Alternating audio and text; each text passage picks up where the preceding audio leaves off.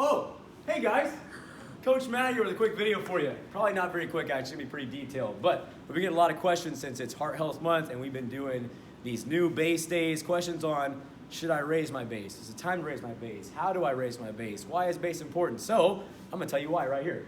So I got a bunch of charts up for you, but before we get there, I wanna tell you what base is. Because oftentimes coaches will tell you in class, but you guys are working hard and sometimes it kind of slips right through one ear, right out the other. So what is base? It's challenging, but doable. Something you could hold on the tread, for example, like 25 to 30 minutes. So something that's aerobic, it's actually our fat burning zone. So it's not easy, but it's something after like 20 to 25 minutes, you're gonna be feeling pretty tired. So that's what we wanna focus on when we go back to base. When you start class and we tell you to get to base, it's that 71 to 83% mark, that green zone.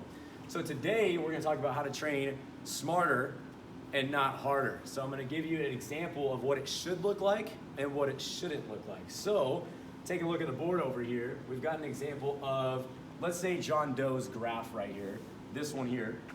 So at base, he's at 73%. Let's say base started class, he finds 73% of his max heart rate, and his base is 4.5 miles per hour. He's in the jogger category. He's doing great with his base 4.5. So he goes to a push effort. And let's say his push effort is 2 miles per hour of his base and it's at, let's say 6.5. Change this one up here. And we'll say he gets to 87% of his max heart rate. It's a shorter push. It was a 1 minute push into 1 minute base. So let's say he gets up to 87% right here. One key thing to think about when you come out of a push effort back to a base, what we're really working on is your active recovery, building lung capacity, VO2 max. And the way we do that is going from a high heart rate and actively recovering, not going to a true recovery, not walking. So this right here, this little area where I kind of graded out right here, when a coach calls base, it actually happens right here. So at 1 minute into a push, he calls base, your heart rate still has to come down back into the green zone or a base effort. Sometimes you don't always see green, but right here is where we're building endurance. You're building endurance, lung capacity, that's what you really want to focus on. So let's say he got 87%, he finds his base again on the other side and he goes back down into the 70s. So I don't say 73% like he was, but he's in the 70s. So that's good, he found his base. That's ideal, that's ideal. And an all out over here, for example, this person goes all out and comes all the way down to a recovery. So this is a true recovery. So you can see the difference. The recovery is below the base. So there's a line there, just so you guys know the difference between a base and a walking recovery. So perfection in every block you do would be base to a push, base to a push, base. That's ideal. Is that possible? Probably not. Every workout's different, and that's why Orange Theory is so great. Every workout provides a challenge. That's why we don't plateau. This would be plateauing with the workout if you ever got perfect at it. Very, very tough to get there. If you're that, you might as well go to the Olympics, because that's very, very impossible. So don't get lost and be fixated in making this all perfect. They're just numbers in the end, and your effort's what counts. So take this with a grain of salt as you start using this to get better. So coming down here, I want to show you some scenarios that aren't really solid, not very good, or in other words. And this is what often we get lost in.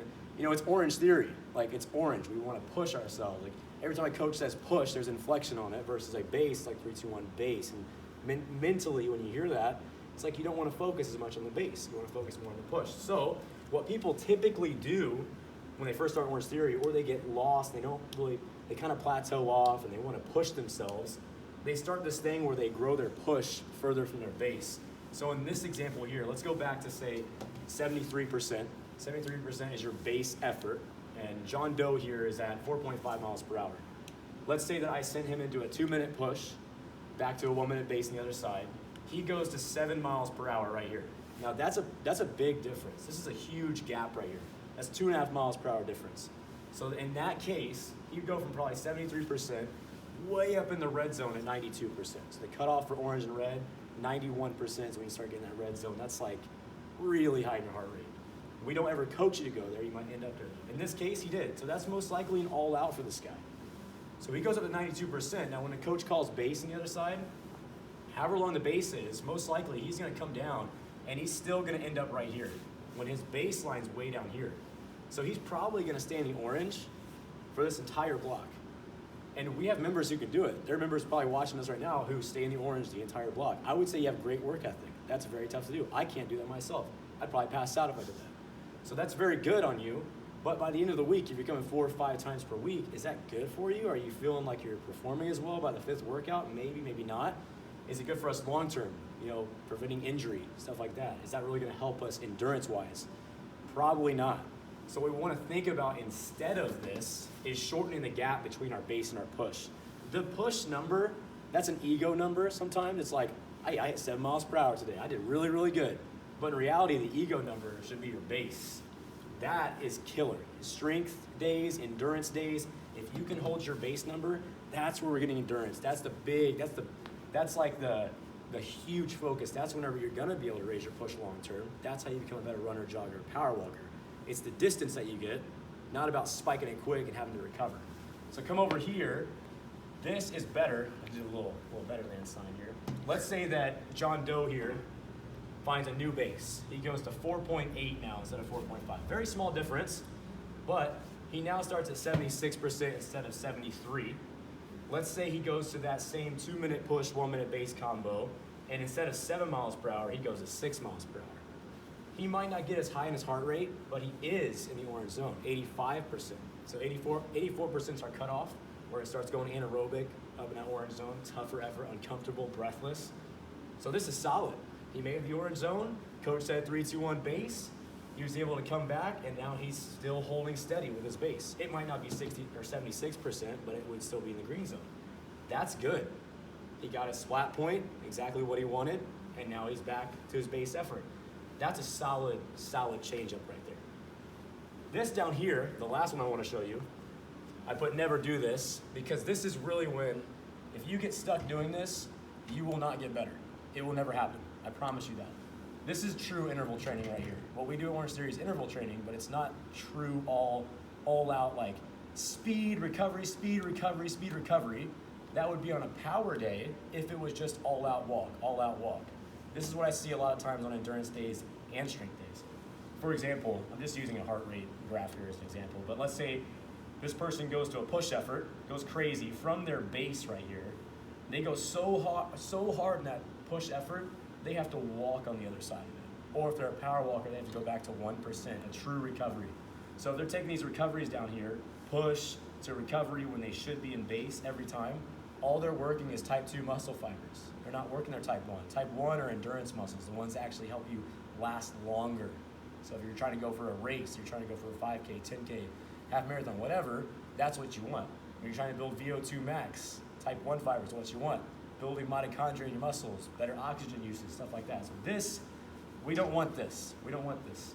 On a power day, maybe. Listen to a coach when they talk about it. The last thing I want to talk about with this, not all pushes are created equal. Don't mind my amazing writing right there. But not all pushes are created equal. What I mean by this is a 3-minute push versus a 30-second push, they're not going to be the same. They shouldn't be the same. So let's think of if my base is 5 miles per hour, and I'm sitting to a 3-minute push with a 90-second base on the other side, I'm not gonna go 2 miles per hour with my base. Because most likely if I do that, my heart rate's gonna go so high that I can't come down to my base. So I'd recommend on a 3-minute push is something pretty small. Like in my case, it's only 0.3. 0.3 is just enough for me to go up in the orange, come back down to my base. Now in some people's cases, it might be like 0.5. I wouldn't say it's a full mile per hour though. So I'd say anywhere from 0.3 to like 0.7 over your base for a 3-minute push. 2-minute on the other hand, that could be like 0.7 to like 1.2, 1.3 in that range. On a 1-minute push, that's getting pretty aggressive. That'd probably be more like 1.5 miles per hour. 30-second push is actually comparable to your 1-minute all out. So that's probably more like 2 miles per hour over your base. And the reason we changed this is, think about the short amount of time. In like a 30-second push, how are you gonna go from your base to the orange zone in that short amount of time? How much effort would it take to get there? Versus a 3-minute, you have all the time in that 3 minutes to get up to your orange zone. So there's a little bit more time to play with there. So think like that when you go in these push efforts. They're not all created equal. Last thing I want to talk about is power walkers to joggers. So we've been getting a lot of these, and I honestly, in my 4 years of coaching almost, I have never seen so many power walkers want to become joggers as of recent. It's been like this huge wave, and I love seeing it. But it's a very tough transition, and it's hard too, because we tend to tell you guys, push 1 to 2 miles per hour base. As a power walker, we're walking 3.5 to 4.5. It's a tough transition if we're trying to go suddenly to 5.5 miles per hour. So what should we do? So as a power walker, if you're trying to go to a jogger, I would suggest on your bases, start jogging. And really for most of us, a jog actually happens around 4 miles per hour. You could jog at 3.8 miles per hour.